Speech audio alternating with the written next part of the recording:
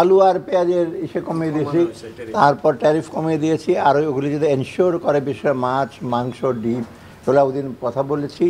আমরা বাজার মনিটর করার কথা বলেছি। কোনো ক্রমেই জানি ওরা ইনপুট বেড়ে যায়, ফিডের দাম বেড়ে যায়, ওটার ইফেক্টটা যেন কোনো ক্রমে নেতিবাচক বিশেষত ভোক্তার উপর না পড়ে। বাকিটুকু ওরা খরচের কষ্ট ওরা অ্যাবজর্ব করে।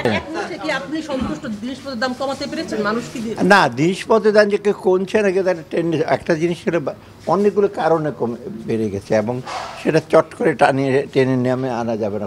তবে দৃশ্যমান যে কমছে এবং আগামী কয়েক মাসের মধ্যে আপনার যথেষ্ট উন্নতি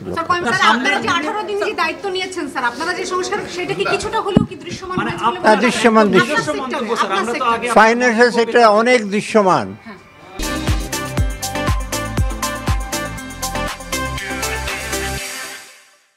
আপনাদের খেলাপি ঋণের ব্যাপারে অ্যাকশন নেওয়া হচ্ছে। যেসব ব্যাংকের প্রবলেম ছিল ওসব ব্যাংকের আপনারা দেখছেন রিঅর্গানাইজ করা হচ্ছে। লিকুইডিটি প্রবলেম ছিল সেগুলি নিয়ে সলভ করছে গভর্নর। তবে আমরা অলরেডি বলে দিচ্ছি এটা টাস্কফোর্স হবে অর্থ আনার জন্য। তারপরে আপনার সংস্কারের ব্যাপারে আমরা কথাবার্তা বলছি। এগুলো একেবারে দৃশ্যমান।